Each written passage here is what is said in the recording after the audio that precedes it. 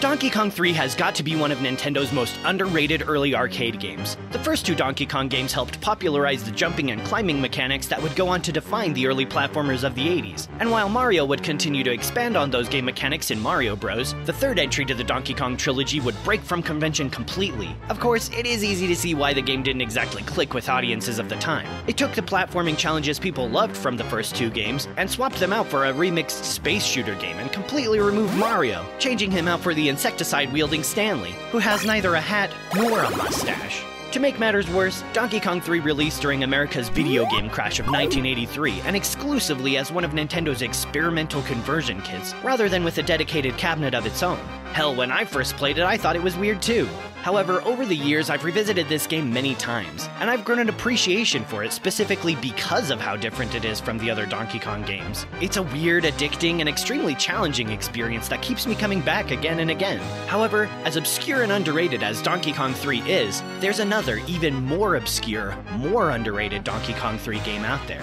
A bizarre game filled with creepy and unnerving images that for decades was thought to be lost media, if it even existed at all. Until 2017, when a copy of the game was found and released online. Happy Halloween, everyone, and welcome to Friday Night Games. I'm JComX, and tonight, it's my pleasure to introduce you to one of the dark and unsettling corners of Nintendo history. A mysterious and forgotten game exclusive to early 80s Japanese home computers. So turn off the lights, get comfy, and join me as we uncover the secrets of Donkey Kong 3 Dai Gyakushu.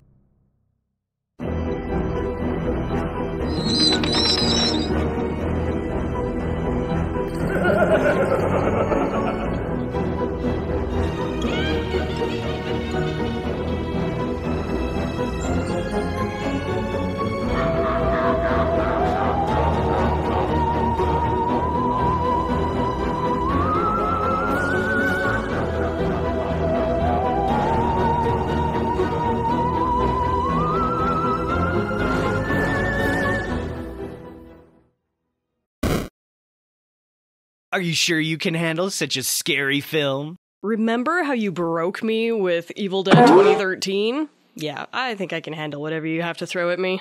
Well, this time we're both going in blind. I got this VHS as a free bonus with a package I ordered, so I haven't even seen it. Package? Well, we ain't getting any deader.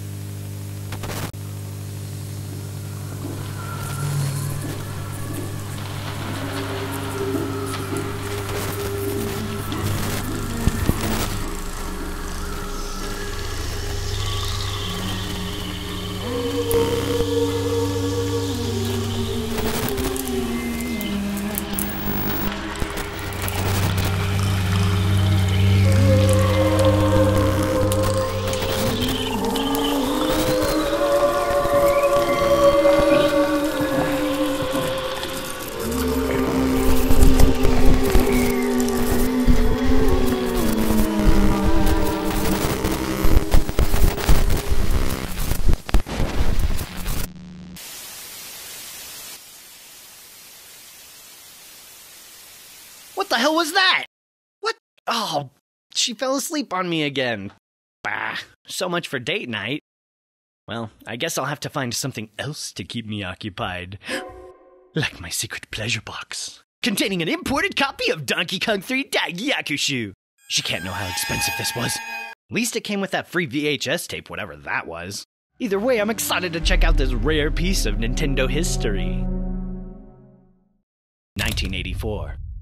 Nintendo's new home game console, the Famicom, had released only 1 year earlier and was building momentum to become a breakout success, but they needed more games. Nintendo began searching for third-party developers that could supplement the Famicom with even more releases. Hudson Soft had been making games for Japanese personal computers since 1978, although none of their games had seen much success. Just as the Famicom was launching, Hudson Soft released Lode Runner for Japanese home computers, which was a blowout hit, even becoming the highest-selling PC game in the US in 1983. The two companies struck a deal for Hudson to bring a port of Lode Runner to Famicom, as well as a lesser-known title, Nuts and Milk.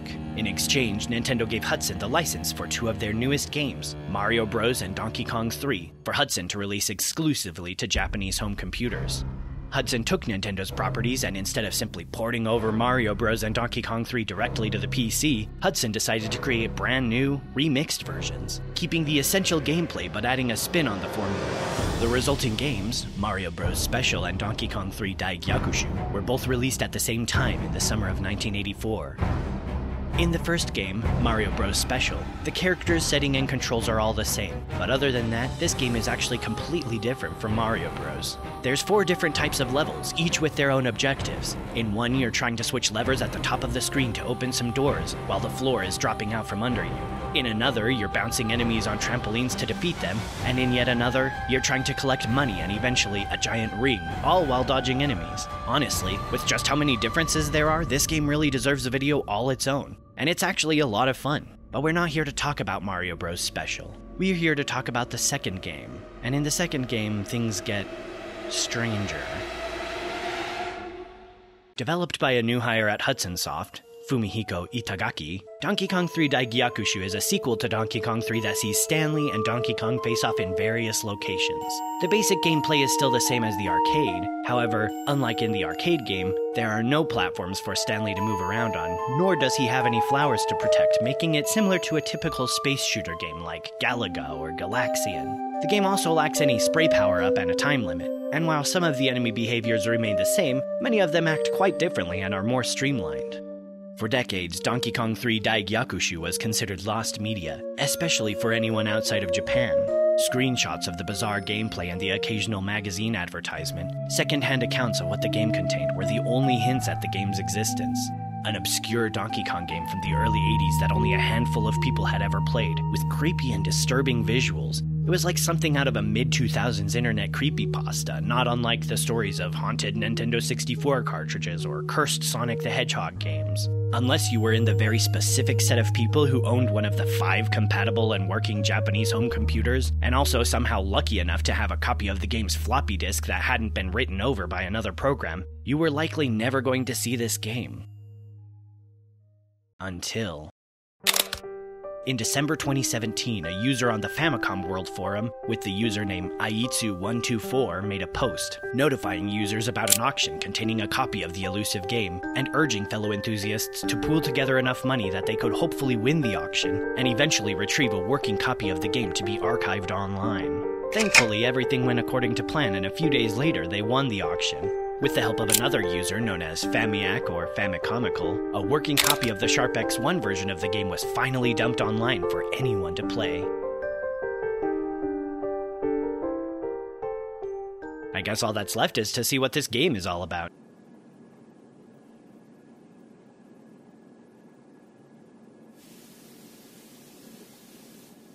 Well, here goes nothing.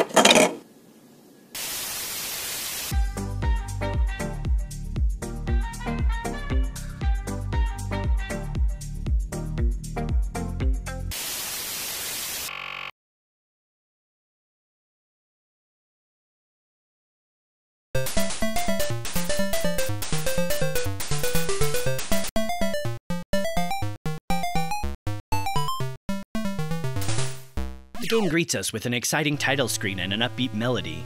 You'll notice the game is credited to ITA, referring to Itagaki-San. Immediately after the game starts, things take a turn for the weird. Stage 1 is titled ominously, On the Highway, and we're dropped onto an empty desert road, barely lit by the setting sun as night descends upon this desolate location. Honestly, the setting here is absolutely phenomenal. The visuals are extremely atmospheric and immediately gives off a creepy vibe to me, which is all the more surreal as I pummel Donkey Kong's ass with insecticide. Apparently, Stanley was finally able to chase Donkey Kong away from his greenhouse, but for some reason he's not content to leave it at that. After all the turmoil Donkey Kong put Stanley through, it seems the young exterminator is out for blood, so it's time for me to chase DK to the ends of the earth. Level 1 introduces us to the basic concepts of the game. Buzzbees descend the screen 5 at a time in various patterns, occasionally throwing spears at us, which kill you on contact. If you shoot a Buzzbee once, it will turn into a blue Bombie, which acts the same as a Buzzbee, but it moves much faster. It'll take a second shot to kill it for good. You can clear the stages in one of 2 ways, either by spraying DK to the top of the screen, or killing all of the insects. If you want some extra points, and you probably will since it takes 30,000 of them to win an extra life, you can earn some by clearing a wave of Buzzbees before they have a chance to leave the screen. Accomplishing this will cause a little flag to appear, and if you shoot it, you'll earn an extra 1,000 points. It took me way too long to realize this. I kept seeing the flags pop up, and I thought it was just congratulating me on being such a god gamer. I didn't know I was supposed to shoot the damn thing. After clearing stage 1, we find ourselves on the strange bridge. What do you mean, the strange bridge? This looks like a normal bridge to me. The game is going out of its way to be creepy, and it's fucking working. This is basically the same as stage 1, with the patterns of the bugs being slightly different. What is that thing in the background, though? I didn't notice it at first, but after playing this level a couple of times, I can't stop looking at it. It looks like some kind of... Stage 3 is titled On the Country Road, and I'm glad it specified road because if I didn't know any better, I'd think we were in a field next to a fucking river of blood! I mean, good god, look at this scene! The programmer claims he only wanted interesting Americana-inspired visuals for the background with no nefarious intentions, but if that's the case, why creepy-ass tree? You didn't need to do that! It's the middle of the goddamn night and Stanley has chased Donkey Kong to the middle of nowhere. Stage 3 is also notable as it's the first time we're introduced to creepies, which are some kind of worm or snake. Just like in the arcade version, their primary goal in this game is to be a pain in my ass. They move slowly across the screen and can't be destroyed, only being momentarily stunned when sprayed by Stanley. As the levels progress, more of them appear on screen, causing the window in which you get a clear shot at Donkey Kong to shrink smaller and smaller. They do wear adorable little jetpacks in this version though, so I'll give them a pass. Also, what is that weird glowing gazebo in the background? It kind of looks like the object in the sky from stage 2. I think something weird is going on.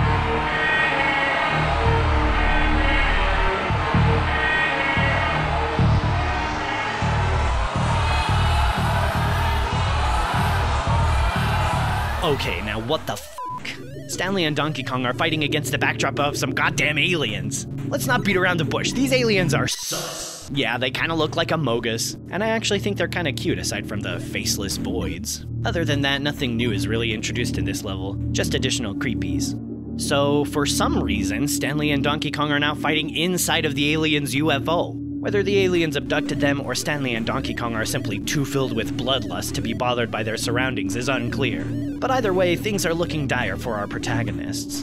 This level is also noteworthy as being the first real barrier during my playthrough. For a long time, this level was my ceiling. I couldn't get past it, and even when I finally did, I would nearly always lose a life or two when I got here. So players beware, this level will put you to the test.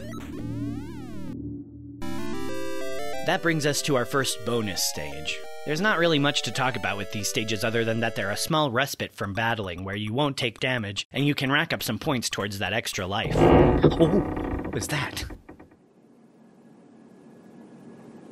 Oh, Miyuki. Little girl, you're gonna give me a heart attack over here. Stage 6 sets Donkey Kong and Stanley onto the next leg of their adventure, simply titled Leaving the Earth. Aside from taking place in space, this stage is noteworthy for introducing our next set of enemies, Bee Spies, or Queen Bees as they're referred to in Donkey Kong 3. However, unlike in that game where they explode on impact, sending shards of deadly shrapnel everywhere, here they're taken down much more easily. They essentially act the same as Buzz Bees, even down to repeating the same flight patterns, but they don't throw spears at you. They also take 2 hits to kill. The first time will only turn them into an attacker, which is simply a faster version. Stage 7 takes Donkey Kong and Stanley into the depths of the Astron Belt, probably referring to the asteroid belt. This game was programmed in Japanese, alright, so we're just gonna cut the guys some slack. There's not a whole lot noteworthy about this level as it's just a more difficult version of Leaving the Earth, although there does appear to be a menacing red planet off in the distance. This could be Mars or perhaps something else. Around the Saturn is our next stop as Stanley and Donkey Kong travel deeper and deeper into the depths of space, continuing their battle seemingly oblivious to the cold nothingness of the universe. Stage 9 gives us our first look at our foreboding destination, simply titled A Mysterious Planet. It's impossible to say how long this trip has taken. Is this a planet between Jupiter and Saturn, or somewhere far off into the furthest reaches of space? The game provides no answers, and the design of the planet seems to distort into some kind of pained expression. Stage 10 is my next gameplay ceiling, On the Desert. Finally, after arriving at this cold, distant planet, our skills are once again put to the test. My wrist aches as I replay through the same 10 stages of Stanley and Donkey Kong's journey, my thumb growing sore in an endless attempt to fight off the great ape and his hordes of insects. I wonder if I'll ever beat this game. It seems a fool's errand. As with every death, the slog through the previous 9 stages begins anew, but harder this time as my joints and fingers are further worn down, and by the time I make it back to the sandy dunes of this mysterious planet, I'm greeted with only more death. My pain deepens, my suffering endless. The high score has ceased to bring me joy or solace, only dread at how much farther I must travel to know the truth of Donkey Kong and Stanley's endless struggle. Finally, a bonus stage. Look behind. Babe, I think there's something in our room.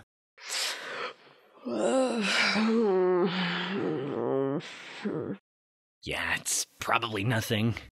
After trudging endlessly through the desert of this unfamiliar planet, Stanley and Donkey Kong find themselves on the precipice of a canyon, slashed through the planet's crust. An ancient pyramid, much like the ones we have on Earth, sits in the background.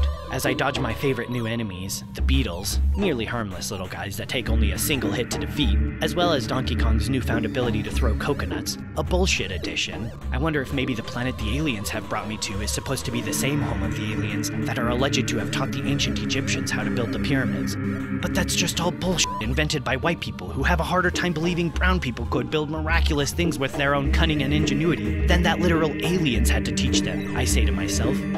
Oh, how naive I was then. I find myself in the mysterious Stage 12 titled In the Cave.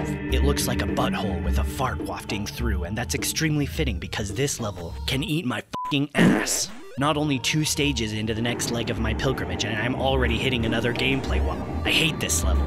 The pain in my hands and back continue to grow as I battle my way through the same 11 levels, only to get tripped up by some simple mistake or RNG bullshit. Ooh! That sends me back to the start, and I'm beginning to get worried that I might develop early onset arthritis. God help me. Eventually, after hours and hours of what seems like a miracle, I make it to stage 13 with only 2 lives to my name.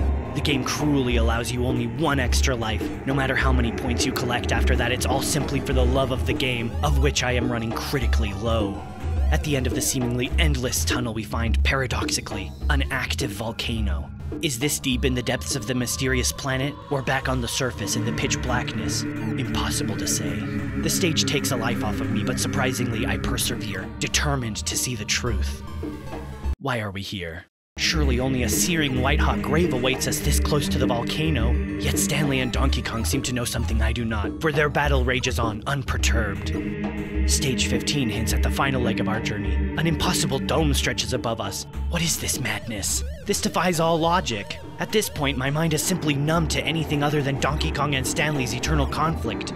The giant red letters of the bonus stage greet me like an abuser mocking its victim, offering me comfort that I know will last only briefly. Is someone there?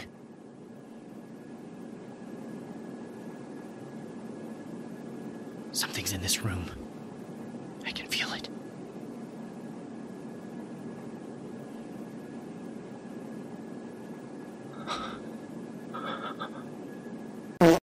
Oh, I'm really losing it after watching that VHS tape. My journey for truth continues into stage 16. The first step on the final stretch of this godforsaken voyage. On the ground picture introduces the final enemy in Donkey Kong 3 Dai Gyakushu, the butterflies. These picturesque enemies act much like the beetles, except that they are far deadlier, as they move much faster. However, by this point in our undertaking we've endured far worse, and we know too much. They do little to dampen our determination. Stage 17 makes me question everything I've ever known. A runway? On a distant planet? Truly, either the developer, or more likely I, have lost the plot of this game. It's not even that creepy. Maybe I've been reading too much into... Just when I felt I had no sanity left to lose, Stage 18 hits me with the force of an unbridled explosion, and I feel that I am truly lost. Never could I have imagined that I would end up here, playing a game as Stanley the Bugman shooting the asshole of Donkey Kong, all to the backdrop of a nuclear warhead going off. The empty despair of the universe eats at my mind, and I must push onward. The penultimate, Stage 19, At the Sunset, brings a bad omen. A red sun surrounded by nothing but a black void with a few nondescript birds flying by. What lies at the end of this sunset? What truth is to be gleaned? After hours and hours, days and days, Weeks and weeks of playing this grueling and punishing game, my wrists burning, my fingers stiff, my spine and neck screaming for me to stop, I finally triumph over the 19th stage and await my verdict.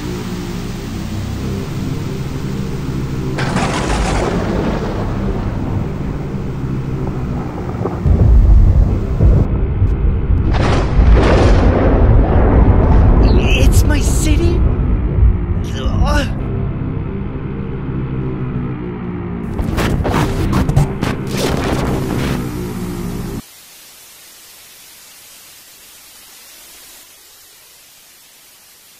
I'm so confused. Torture.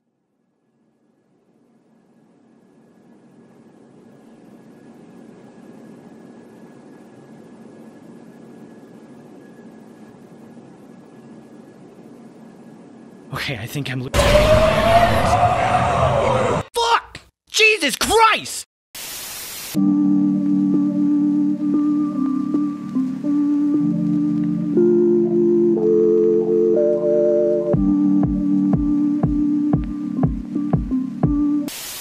So why is this game so damn creepy? Why did Itagaki-San use all of these weird distorted images for the backgrounds? Well, honestly, there doesn't seem to be a solid reason. Itagaki claims that there was nothing sinister behind it, and he just used random images that would look good at the PC's native resolution. The game manual says the player is supposed to make up their own story for the game, which is naturally what I ended up doing as I played. In the end, it really seems like the disturbing nature of this game and its images is simply a reflection of our own perceptions. After all, tons of people don't even think these images are creepy at all.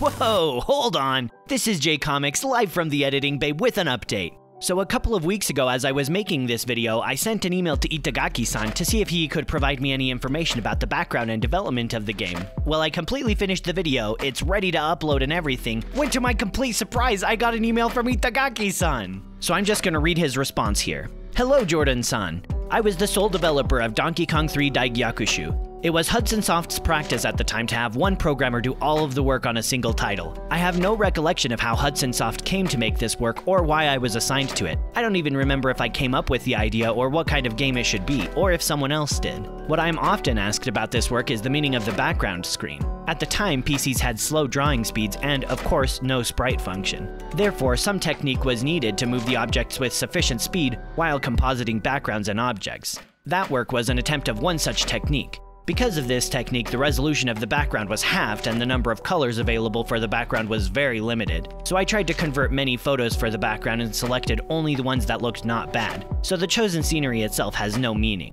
These are the only information I can provide. Best, Itagaki.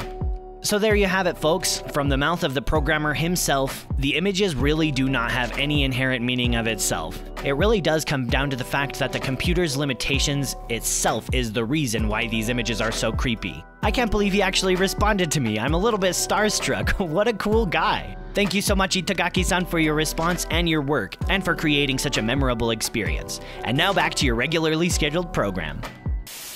Regardless, in my opinion, Donkey Kong 3 Dai Gyakushu is awesome. My hat's off to Fumihiko Itagaki for the stunning art direction, which gives the game its unique atmosphere. The game starts out relatively easy, but the difficulty ramps up significantly over time. Compared to Donkey Kong 3, I actually think it's a fair bit easier, but the punishment for losing is harsh, and only being able to earn one extra life is ridiculous. It's an old school and generally outdated form of difficulty that's definitely not for everyone. If you have any love for the arcade original, or enjoy retro space shooters, I definitely recommend giving this a try. I really enjoyed the game, and I think it's a very worthy sequel to Donkey Kong 3.